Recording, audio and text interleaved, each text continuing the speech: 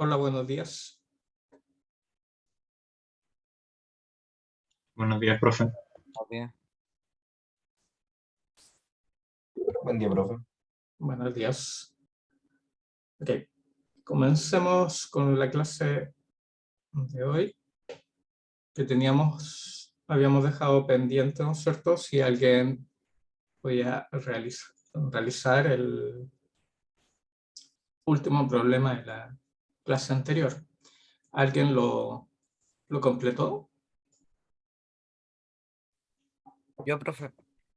Profe, yo Sí. estaba haciéndolo y tengo una Ujú. duda de algo que planteé al principio del ejercicio de la clase pasada.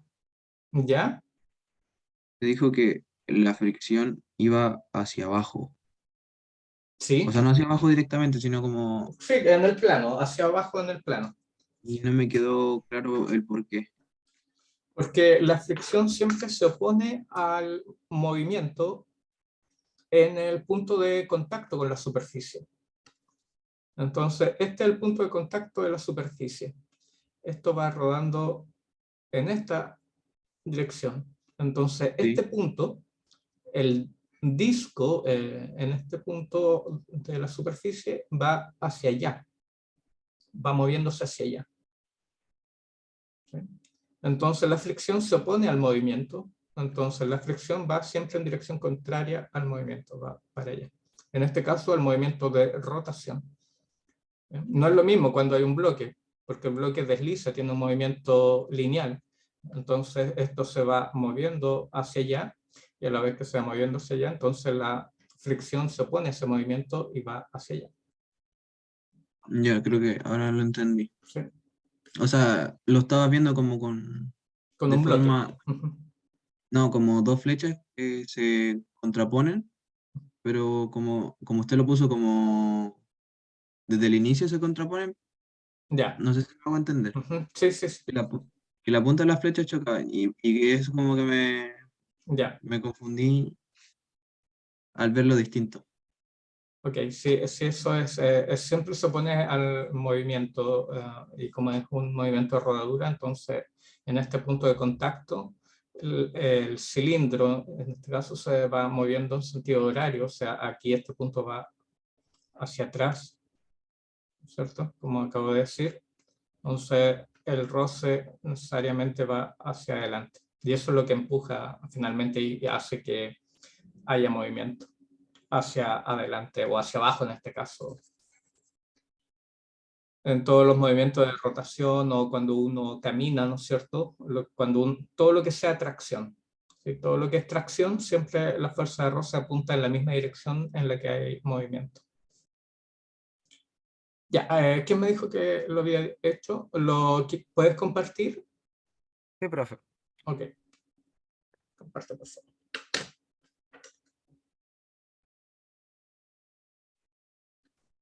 No sé si se ve ahí. Sí, se ve. Ahí había hecho el diagrama de cuerpo libre extendido. Ya. Es el diagrama de cuerpo libre con las fuerzas en el eje. Y después planteé las tres ecuaciones que se podían plantear, que era la sumatoria de fuerza en el eje X, en el Perfecto. eje Y, Sí. y el torque que había, que el único que producía torque era la fricción, Ok, ¿y por qué negativo en la 3? porque es opuesto al movimiento. Perfecto. Porque el, Sí. Y después jugué de forma algebraica con la tercera ecuación, y estaba esta fórmula que es la aceleración lineal igual a la aceleración angular por el radio, y la reemplacé en la fórmula. Muy Entonces bien. después esa fórmula que me daba menos, o sea, la fricción me daba menos m por a dividido en 2, que está aquí.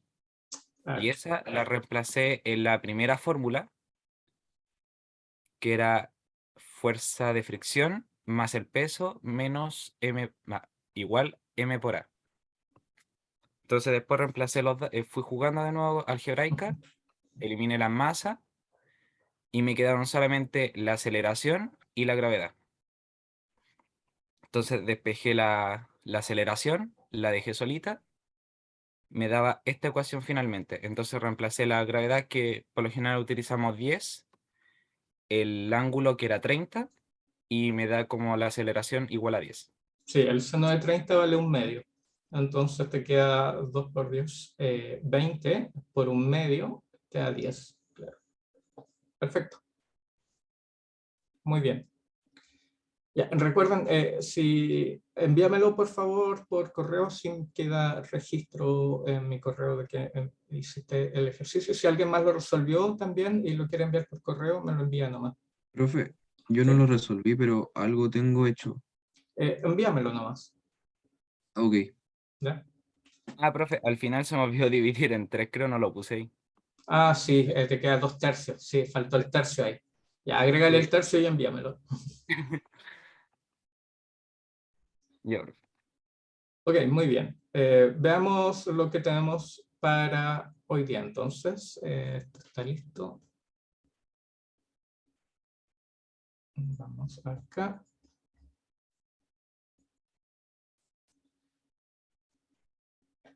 Y es lo siguiente. Vamos a seguir con movimiento de rodadura, ¿cierto?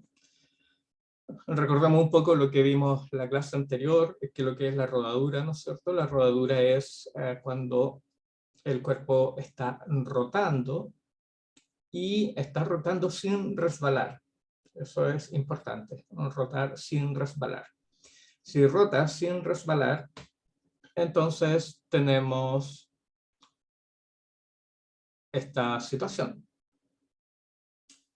que el centro, ¿no es cierto?, de masa de este cuerpo se ha desplazado la misma cantidad de ángulo que ha recorrido el disco al rotar. Y yo conozco cuánto es el arco que subtiende ese ángulo, de manera de poder encontrar cuánto es el desplazamiento lineal. Y ese arco lo puedo encontrar multiplicando r por el ángulo θ medido en radianes. Dijimos que existían estas relaciones de la velocidad del centro de masa, y como sabemos que el ds, en este caso el s, que es el arco, lo puedo escribir como r por θ. Θ es lo que está cambiando en el tiempo, entonces me queda r constante. Entonces cuando derivo me queda d θ de t. Eso es rapidez angular. De igual manera, sé que la aceleración del centro de masa la puedo escribir como la derivada de la velocidad con respecto al tiempo, la variación de la velocidad con respecto al tiempo, ¿no es cierto?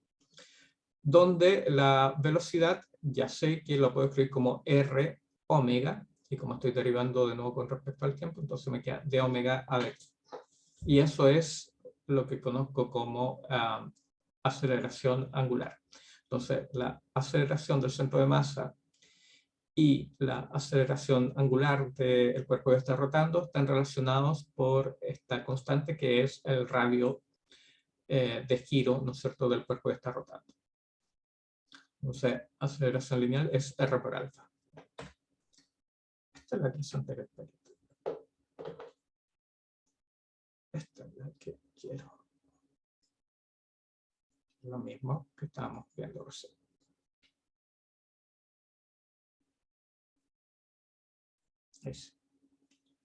Ok, estamos acá, ¿no es cierto? Y describiendo estas trayectorias. Dijimos que una trayectoria, si veíamos el centro de masa nomás, era una trayectoria lineal la que producía.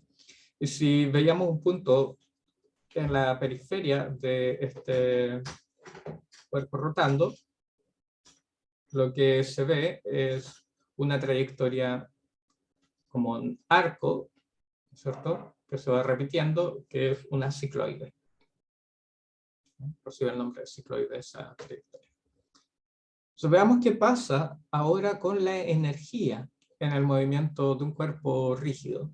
Vimos cómo es el movimiento, vimos cómo actúa el torque en el caso de rotación, ¿cierto?, de rodadura, rototraslación. Vamos a ver ahora qué pasa con la energía.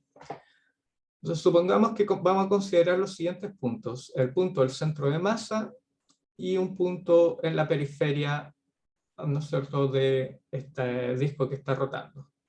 Si no hay movimiento del centro de masa, o sea, si el centro de masa no se está desplazando y esto está solamente rotando en esta dirección, lo que tenemos es lo que llamamos una rotación pura. Si, por el contrario, aplicamos alguna fuerza o sí, alguna manera de mover esto sin que rote, o sea, que pase por su centro de masa alguna fuerza o algo, lo que vamos a tener es que esto va a desplazarse sin rotar. Y en ese caso podemos tener el tipo de movimiento de traslación pura. Y si combinamos las dos, vamos a tener rotación y traslación, que es la combinación de los dos movimientos. O sea, que es como el tronco que iba cayendo por el plano inclinado. Va rotando y se va desplazando su centro de masa. Lo que conocemos como rotación y traslación o rototraslación.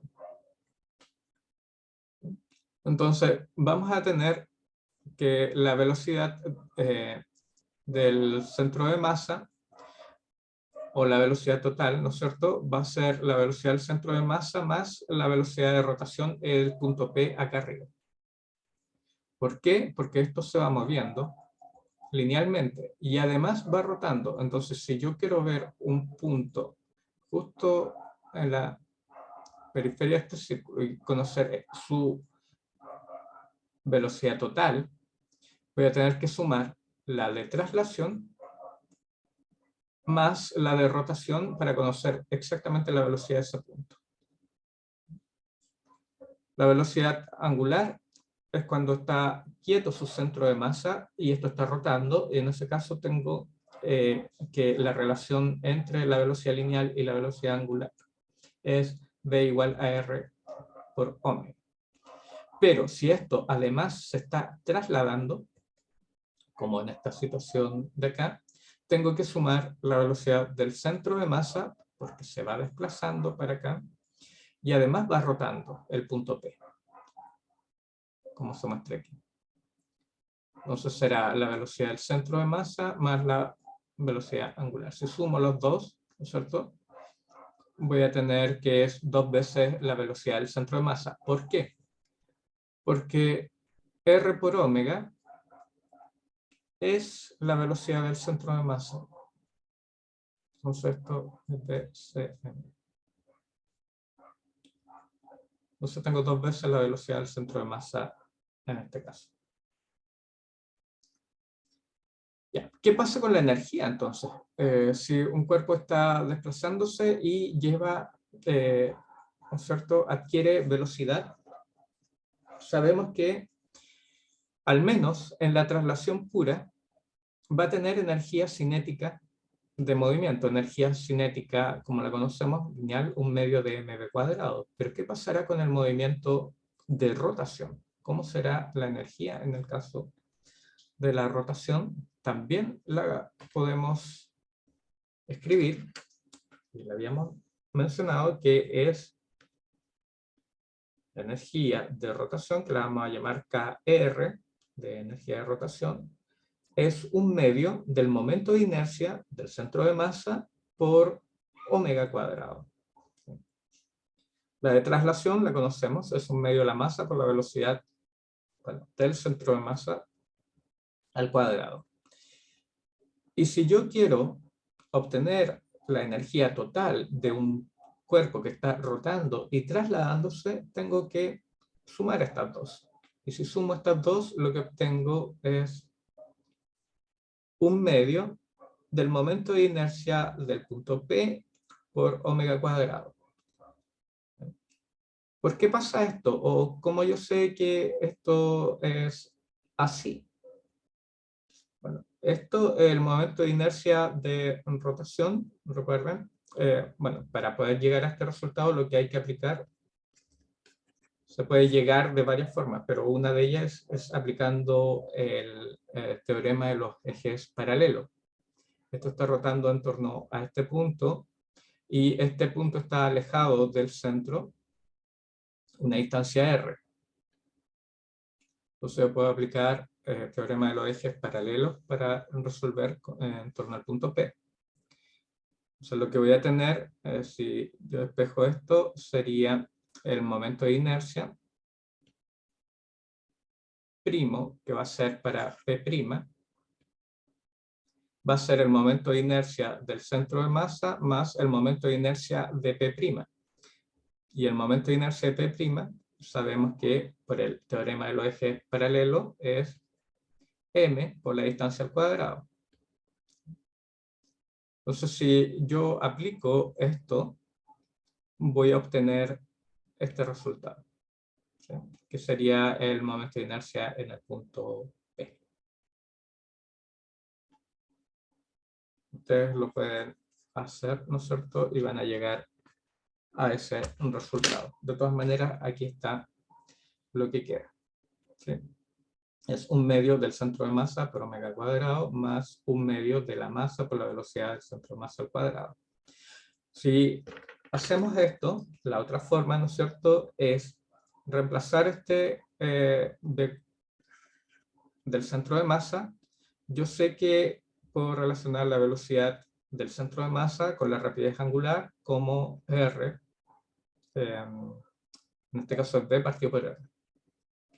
Bueno, R omega. Entonces, como está el cuadrado, queda R cuadrado omega cuadrado.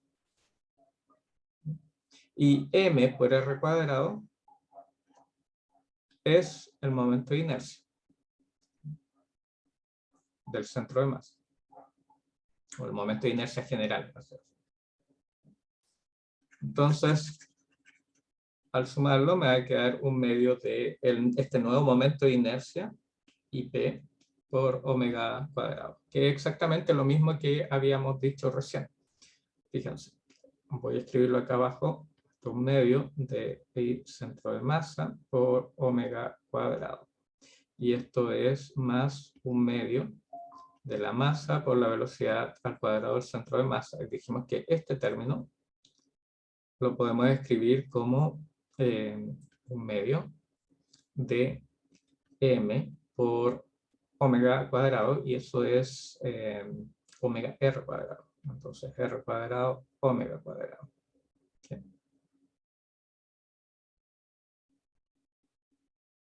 ¿Okay? Entonces me va a quedar esto igual a factor común, un medio. Y esto es el momento de inercia nuevo, ¿cierto? El momento de inercia que sería para el punto I o P, o como lo quieran, aquí está prima, ¿no es cierto?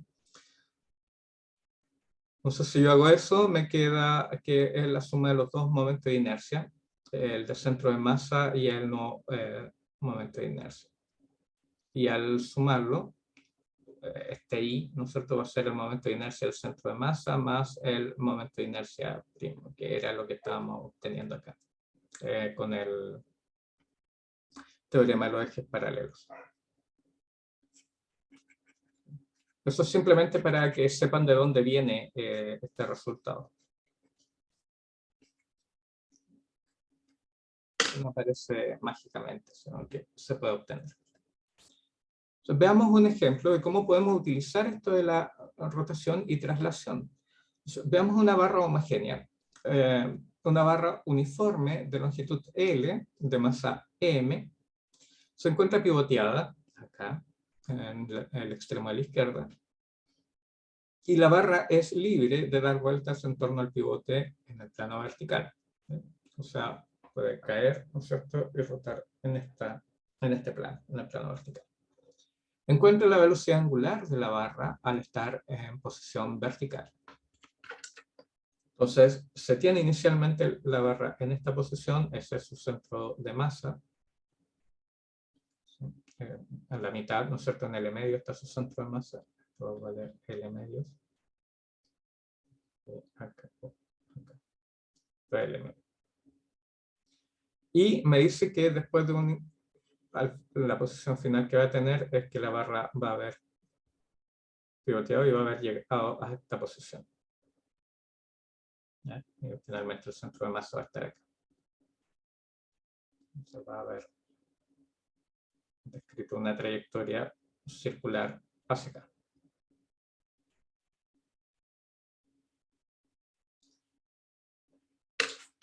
Entonces, ¿cómo puedo resolver este problema? Puedo aplicar energía, ¿no es cierto? No hay roce actuando, al menos no lo dice el enunciado, entonces puedo usar conservación de la energía. Inicialmente, ¿qué energía hay presente en este sistema? Potencial gravitatorio. Gravitatoria, ¿cierto?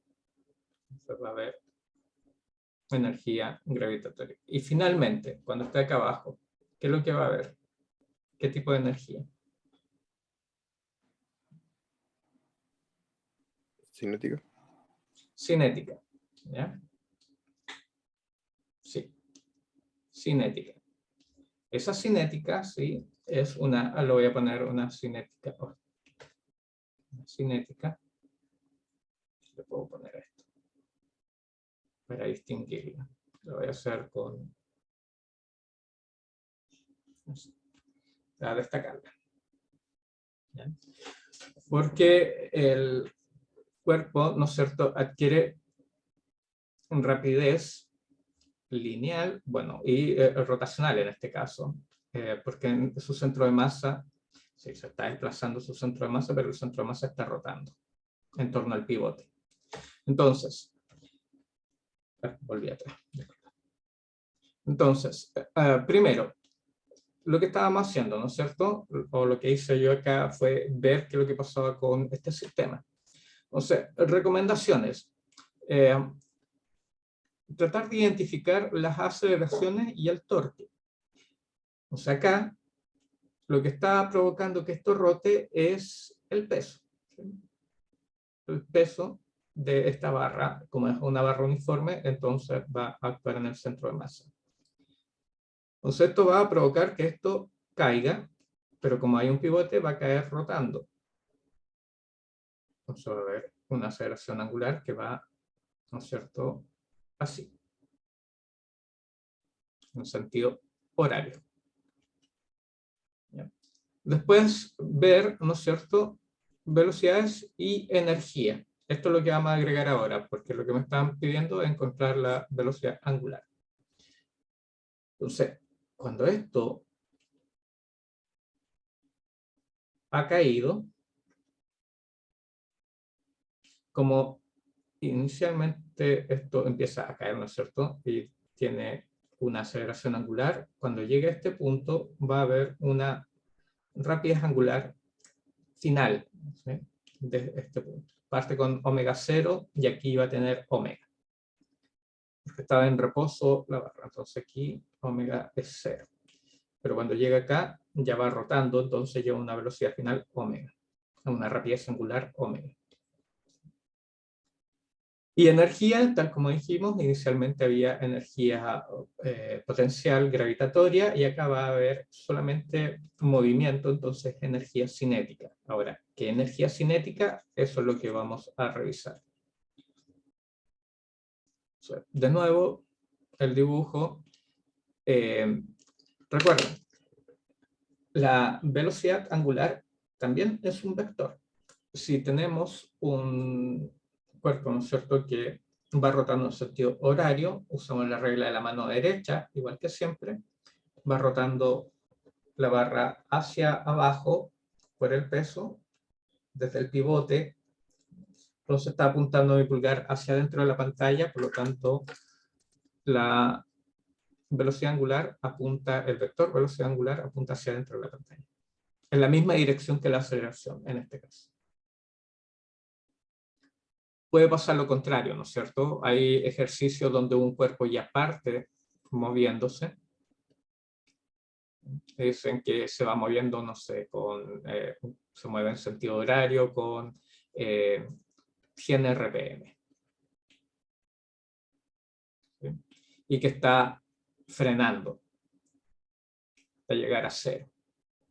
Entonces, la rapidez angular, en este caso, va en esa dirección y como está frenando para llegar a 0, la aceleración angular va en la dirección contraria. Entonces puede ser opuesto. En este caso coincide la aceleración angular y el vector velocidad angular en la misma dirección. Ok, nos damos un sistema de referencia, IJK, está en 3 dimensiones, ¿no es cierto? Eso quiere decir algo así, que tenemos X para acá, Y para allá, y K, que sería el eje Z, estaría saliendo para acá, o sea, fuera de la pantalla, que es lo que se muestra aquí.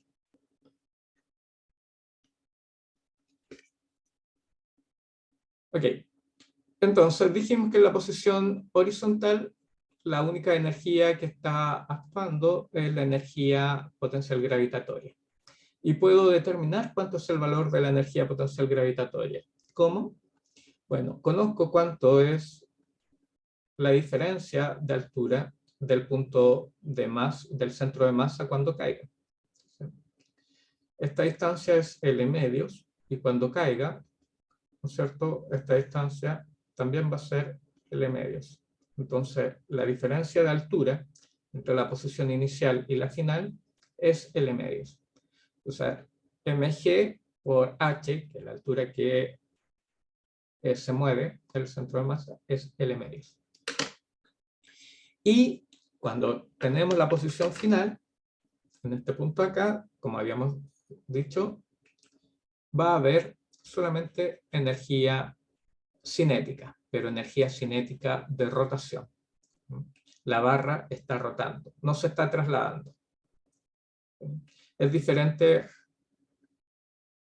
al tronco que iba cayendo por la superficie del plano inclinado, porque en este caso el tronco está rotando y también el centro de masa o todo el tronco se va desplazando.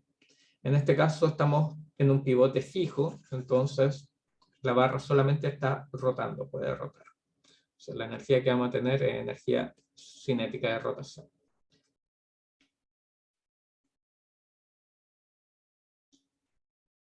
Y conocemos que energía cinética de rotación es un medio del momento de inercia, en este caso con respecto al pivote, ¿no es cierto? Por eso que le pone ese teta ahí, que es para referirse al punto de pivote.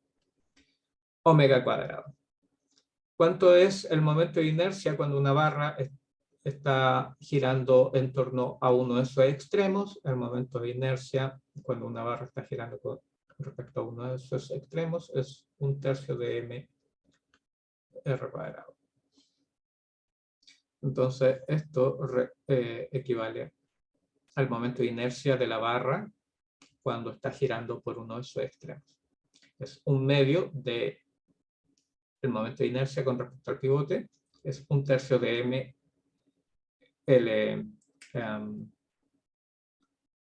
L cuadrado, ¿sí? Está bien. Ese es el momento de inercia. El largo de toda la barra. Entonces, esa será la energía cinética de rotación con respecto al pivote. La energía de toda la barra.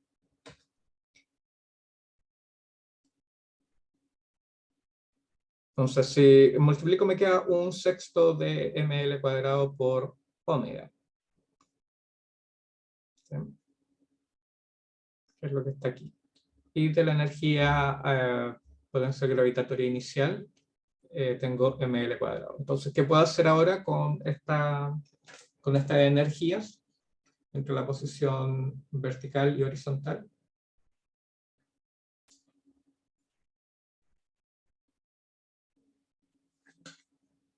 Igualar, ¿sí? Puedo igualar las energías de la situación inicial y final. ¿Sí? Porque no hay fuerzas actuando, fuerzas no conservativas. Como no están actuando fuerzas no conservativas, no hay roce, entonces se conserva la energía y tengo que G inicial va a ser igual a la K de rotación final. Eso implica que tengo mgl cuadrado, o sea, L medios, igual a 1/6 de ml cuadrado por omega. ¿Sí? Entonces, bueno, lo primero que hago acá, se me simplifica la masa y quiero despejar el omega, que es lo que me estaban pidiendo, la rapidez angular.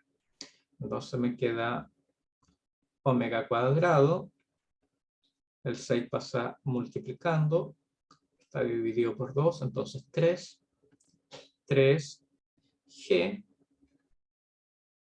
y este L cuadrado pasa dividiendo, entonces me queda L partido por L cuadrado, me queda 1 partido por L, 3g partido por L. En otras palabras, omega es la raíz de 3g partido por L. ¿Sí? Es lo que está ahí. Por conservación de la energía.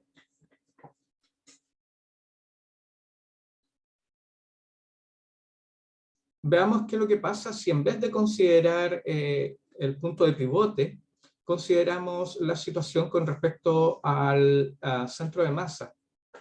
¿Qué pasaría si ahora hacemos la misma solución, pero en vez de estar haciendo la solución con respecto al pivote, lo hacemos con respecto al centro de masa? ¿Qué cambiaría en esa situación?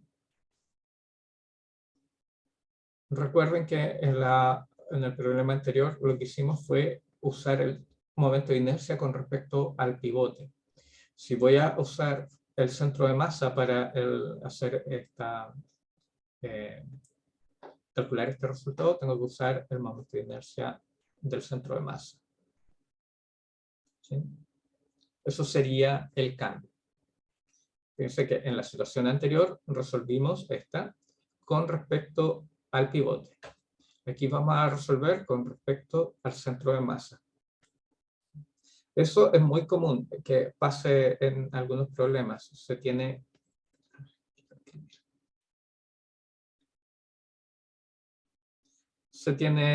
una barra, ¿no es cierto?, que está como el problema que les salió a ustedes, creo, en el control.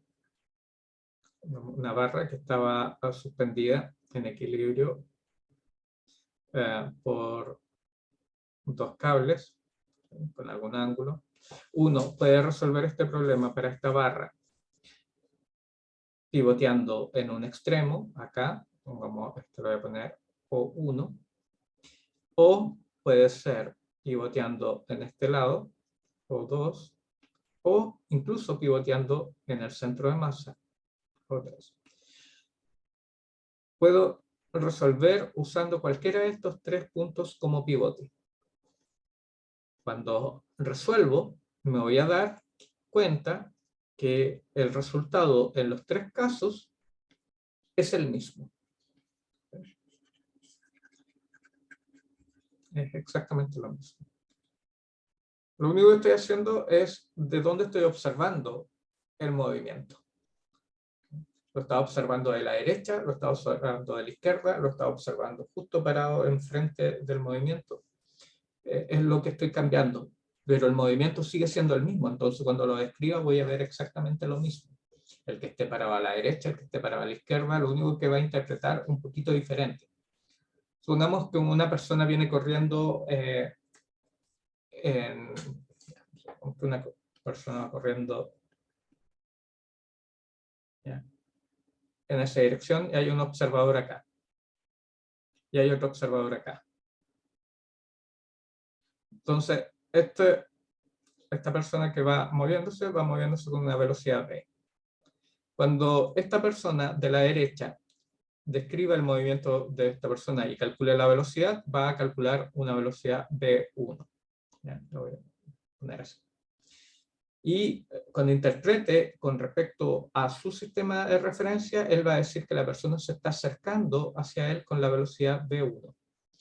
Cuando este observador de acá observa a esta persona que se va desplazando y calcula la velocidad, también va a encontrar V1. Lo voy a poner prima así para distinguirla de esta de acá. Porque la interpretación que va a tener esta persona es diferente. Va a interpretar que la persona que está corriendo acá en medio se va alejando de él. Él ve que se acerca, este ve que se aleja. Esa es la única diferencia, pero el módulo de esta velocidad, el valor de la velocidad y su sistema de referencia, si lo hace XY, y este también hace un sistema de referencia XY, va a encontrar que V1' es igual a V1.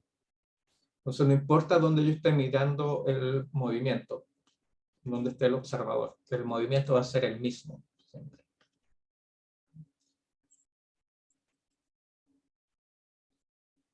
Eso es lo que se conoce como relatividad de Galileo, que es similar a la relatividad de Einstein, pero a la relatividad especial, pero lo único que cambia es que la velocidad a la que se mueve el objeto es la velocidad de la luz. Ok. Entonces vamos a resolver ahora en torno a este punto. Si yo resuelvo en torno a ese punto, hago lo mismo. Inicialmente tengo energía solamente gravitacional y lo que cambia es que este punto, si veo este punto ahora, voy a tener energía de rotación, claro, porque este punto está describiendo un movimiento circular, pero el centro de masa, que es lo que yo estoy observando ahora, antes era el pivote y el pivote no se movía, ahora el centro de masa sí se está moviendo y yo estoy observando el centro de masa, entonces va a haber también energía cinética de traslación. Claro, habrá torque. Exacto, con respecto al punto. Ya, si tengo estas energías, entonces tengo que escribirlas. La energía de rotación cambia. ¿Por qué? Porque ahora tengo que considerar el momento de inercia del centro de masa. ¿Y cuánto es el momento de inercia del centro de masa de una barra? Cuando una barra está rotando en torno a su centro, ese momento de inercia es un 12avo de mr cuadrado. Entonces, si hago un medio de un 12avo mr cuadrado por omega cuadrado, me queda un 24avos de ml cuadrado omega cuadrado.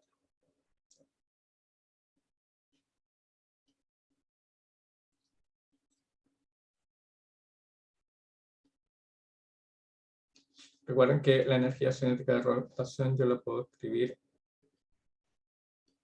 un medio de el momento de inercia por omega cuadrado.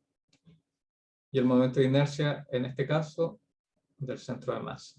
Entonces, un medio por un 12avo de ml cuadrado, que es el largo total de la barra, por omega cuadrado, que es lo que está aquí.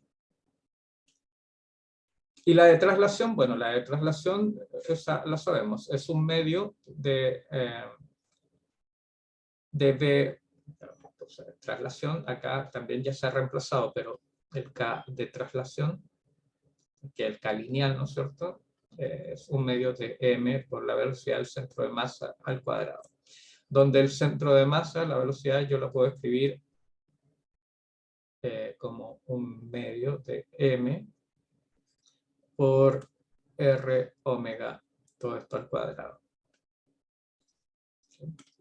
R es esa distancia, que es L medio, ¿no es cierto? Entonces me queda un medio de m por L medios al cuadrado por omega cuadrado. Si hago ahora la suma por conservación de la energía, ¿no es cierto? Es la energía gravitatoria, tiene que ser igual al K, a este que le habíamos puesto extraño, que es la suma, ¿no es cierto?, del K rotacional más el K translacional. Esa es la suma, ¿no es cierto?, de toda la energía cinética, que será el K de rotación más el K de traslación. Y si sumamos estas dos, el resultado que tenemos es un sexto de ml cuadrado omega cuadrado. Ustedes lo pueden hacer aquí, me queda L cuadrado cuartos, esto queda un octavo, y cuando se suma queda un 6avo de ml cuadrado omega cuadrado. Otra vez, despejo omega, 6 pasa para acá multiplicando, dividido por 2 queda 3, que es el que tengo ahí. Los m se me simplifican. ¿Sí?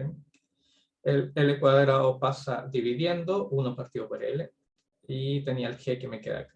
3G partido por L, como está el cuadrado omega, raíz de 3G. Que es el mismo resultado que teníamos cuando resolvimos con respecto al pivote. Entonces, el movimiento, ya sea lineal, ya sea rotacional, ya sea traslacional, igual va a tener el mismo resultado independiente de donde yo lo esté observando. Si lo observo como rota con respecto al pivote o si lo observo como rota con respecto al centro de masa o algún punto cualquiera. ¿Sí? No importa dónde esté el observador, el movimiento siempre va a ser el mismo. Ok, ejercicio. Supongamos que tenemos 3 cuerpos. Esto creo que se vio en la clase invertida. Pero ahora lo vamos a calcular. Supongamos que tenemos estos 3 cuerpos que tienen geometrías distintas. Hay una esfera, hay un disco y hay un cilindro, ¿no es cierto?, que tiene su interior, su centro hueco. Entonces, cada uno tiene masa m, tiene la misma masa y cada uno tiene su radio igual a r. Lo único que cambia es su geometría. Y ruedan sin deslizar, ¿no es cierto? Rodadura pura, sin deslizar, en un plano inclinado de altura h.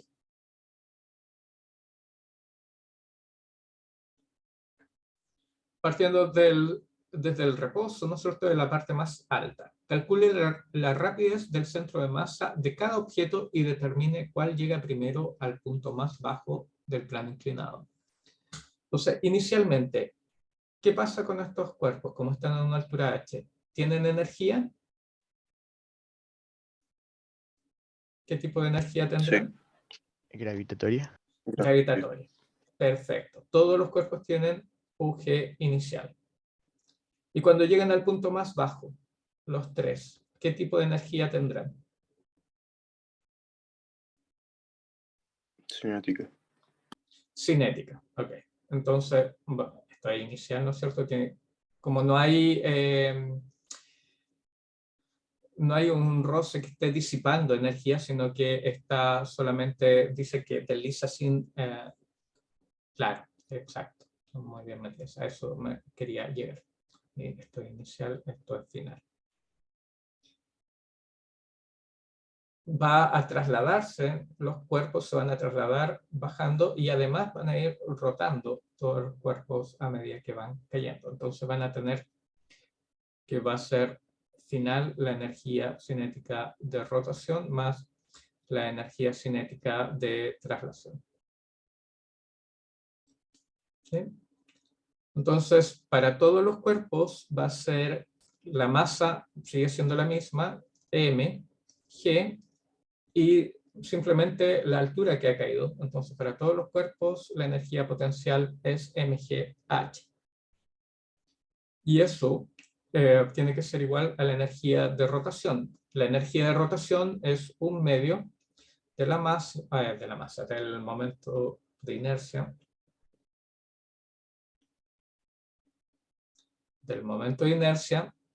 del centro de masa, que es porque están rotando con respecto al centro de masa,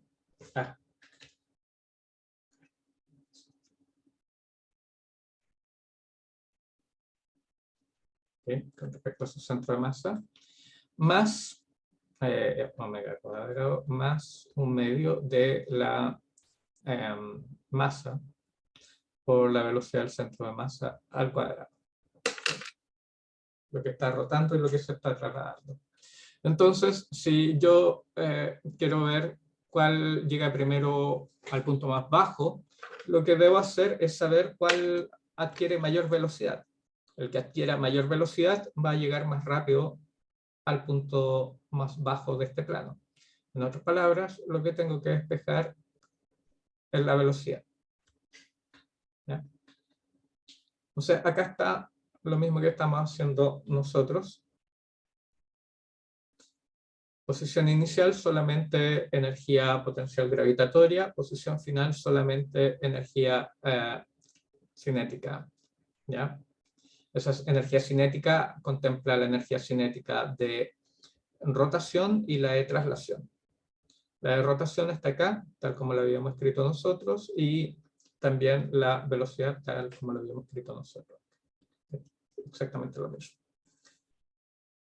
Entonces, lo que se está haciendo acá es despejar la velocidad al cuadrado, porque queremos saber cuál quiere mayor velocidad y cuál, para decidir, ¿no es cierto?, cuál de los tres cuerpos llega primero. Ahora, ustedes intuitivamente vamos viendo esta ecuación, que es la solución, ¿no es cierto? Lo único que se ha hecho acá es cambiar este momento de inercia, lo ha dividido por r cuadrado para tener la velocidad. Recuerden que omega cuadrado, o omega, la velocidad del centro de masa, es igual a r por omega. Entonces, omega será velocidad del centro de masa partido por r. Entonces, si yo reemplazo el omega cuadrado por velocidad del centro de masa partido por r, me queda b cuadrado partido por r cuadrado, que es lo que está aquí. ¿Sí? Y como tengo, me va a quedar el momento de inercia partido por r cuadrado, que es lo que está aquí, por b cuadrado, que es el factor común, ¿no es cierto? Y el otro es m por b cuadrado. Entonces, lo único que hice fue factorizar por b cuadrado, donde reemplacé el omega cuadrado por b cuadrado partido por r cuadrado. Ya. Y de esa manera se puede despejar fácilmente la velocidad del centro de masa y me queda esto. Entonces, viendo esta ecuación, ¿cuál de los tres cuerpos cae primero? Llamemos 1 al anillo, 2 al disco y 3 a la esfera. ¿Cuál caerá primero? ¿De qué depende? De la inercia. De la inercia, ¿no es cierto? Va a depender de la inercia. Fíjense que lo único que va a cambiar entre esos tres cuerpos es el momento de inercia. ¿Se acuerdan cuánto es el momento de inercia de la esfera? La esfera creo que era 5 medios. 2/5 de mr 2 quintos cuadrado. al otro lado. 2 quintos. 2 quintos de m r cuadrado. El del disco lo sabemos, es 1/2 de m r cuadrado. ¿Ya? Y el del anillo, ¿cuánto es? Es un 12, o sea, 1/2 de m por r1 al cuadrado más r2 al cuadrado. Ya, supongamos que es delgado, ¿sí? Que es un anillo, un cascarón, nomás. Entonces mr cuadrado. ¿Sí? Y aquí está exagerado nomás para todos los efectos, pero me están dando que el radio es r nomás, así que lo considero como un cascarón cilíndrico. O sea, solamente la cáscara del cilindro. Ya. ¿Cuál tiene mayor momento de inercia de estos tres? Esta es la esfera, este es el disco y este es el anillo.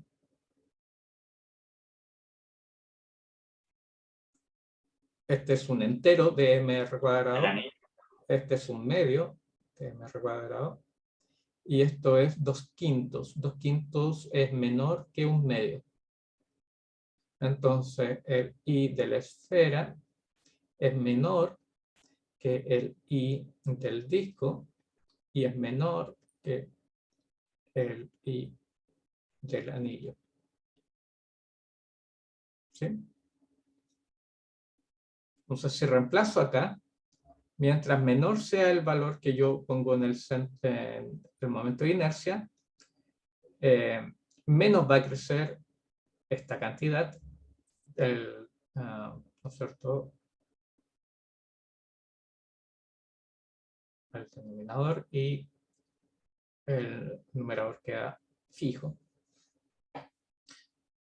En otras palabras, si el momento de inercia es grande, este valor de acá va a ser más grande, el denominador va a ser más grande, esta fracción va a ser más pequeña, por lo tanto la velocidad va a ser más pequeña. Lo que necesito para que la velocidad sea más grande es que el momento de inercia sea el menor posible. ¿Y cuál es el menor posible? La esfera. 3. Correcto. O sea, esto estoy casi seguro que lo vi en algún video. Tiene que ser en el video de la clase invertida de esta, o sea, no de esta semana porque no hay, de la clase anterior, ¿no es cierto? De la semana anterior. O sea, el momento de inercia nos dice que el que va a llegar primero, el que tiene menor oposición al movimiento de rotación, es la esfera. Entonces la esfera va a ser la primera que va a llegar abajo. Y lo puedo comprobar, ¿no es cierto?, con los momentos de inercia. Si yo reemplazo los momentos de inercia, en todos los casos, voy a tener acá 2/5, 1/2 y 1. Esto me da la raíz de GH. Esto me da un 13. Ah, no, disculpen. Estoy al revés, sí. Sí. Porque está dividiendo, sí. Ah, me equivoqué yo. En el análisis, disculpen. Esto es 2/5, sí. Menor. Claro, si esto es menor, pero está dividido por mr cuadrado, eso no me di cuenta. Eso es lo que no considero. Entonces, como esto está multiplicado por puntos,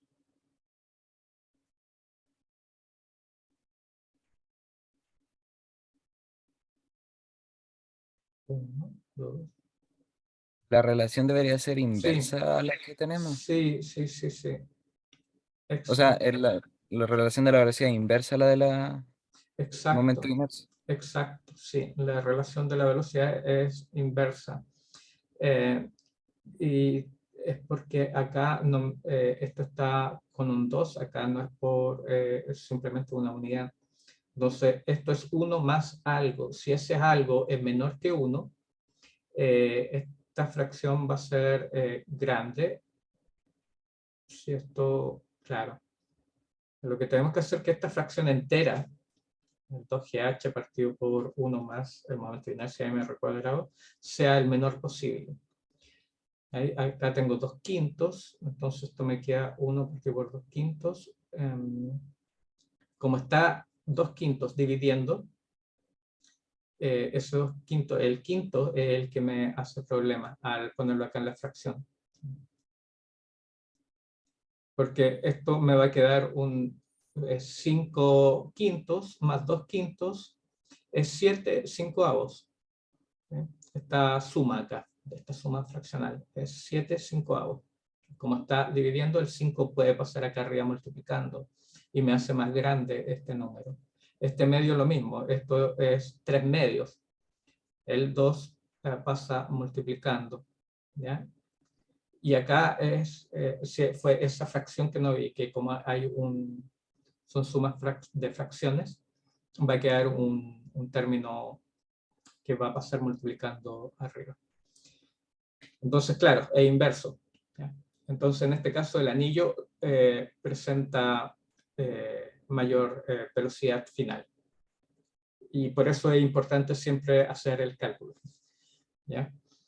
Entonces, si reemplazamos los momentos de inercia, vamos a tener a cada una de ellas el resultado para la velocidad. Me queda para el anillo la raíz de GH, para el disco 1.33 veces GH en raíz, y para la esfera 1.43 veces GH. Entonces el menor de estos tres es el anillo. La mayor velocidad... No, está bien. Sigo pensando en el momento de inercia. Disculpen. Quiero saber cuál es el que llega primero abajo. El que llega primero abajo es el que tiene mayor velocidad. ¿Cuál es el que tiene mayor velocidad? La esfera. Entonces, efectivamente, es lo que yo había dicho inicialmente. Disculpen. No sé, algo está mal conmigo hoy día.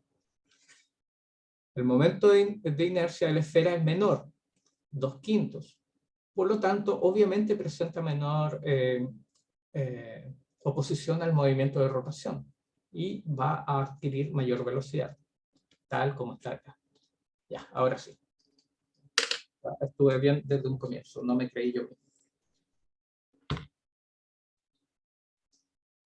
Preguntas, disculpen si los enredé un poco. Traten de olvidar, ¿no es cierto?, todo lo que metí entre medio y quedémonos con la primera parte que les había dicho. Vimos los tres momentos de inercia. Vimos el momento de inercia de la esfera, vimos el momento de inercia del disco, el momento de inercia del anillo. Vimos cuál de los tres tiene menor momento de inercia. ¿Por qué? Porque el momento de inercia representa la oposición a cambiar el estado de movimiento de rotación. Entonces, quien presenta menor oposición al movimiento de rotación es la esfera, porque su momento de inercia es menor. Por lo tanto, va a adquirir mayor movimiento de rotación en esta caída. Y lo podemos comprobar al revisar esta ecuación y completar, ¿no es cierto?, con los momentos de inercia de cada uno de los cuerpos. Y encontramos que el cuerpo esférico, ¿sí?, es el que adquiere mayor velocidad en su centro de masa. Por lo tanto, va a ser el que llegue primero abajo en esta plataforma, en este plano inclinado.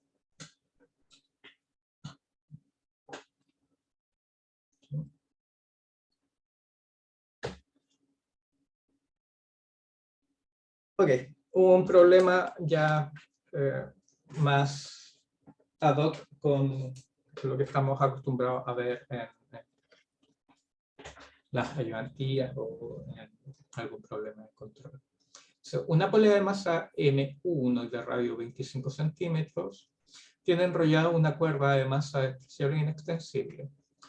El extremo libre del cable se encuentra atado a un cajón de masa 2,5 kilogramos, el cual cae desenrollando el cable y haciendo girar el cilindro. La polea es fija, tiene su masa distribuida uniformemente y rota en torno a un eje que pasa por su centro. Considere que el sistema es liberado desde el reposo. O sea, inicialmente esto está con omega igual 0 y esto está con B igual 0. Inicial. ¿Bien? Entonces, me dice, hago un diagrama de barras de energía entre el instante inicial y final. Fácil.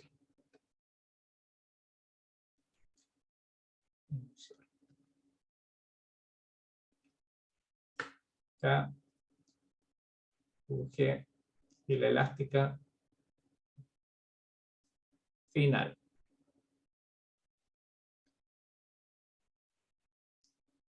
Acá, UG y UK. Ya. Inicial. ¿Qué energía habrá?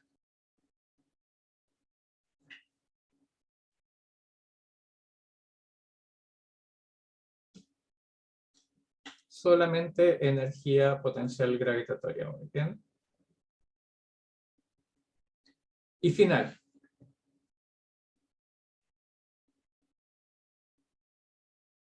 ¿Qué energía habrá finalmente?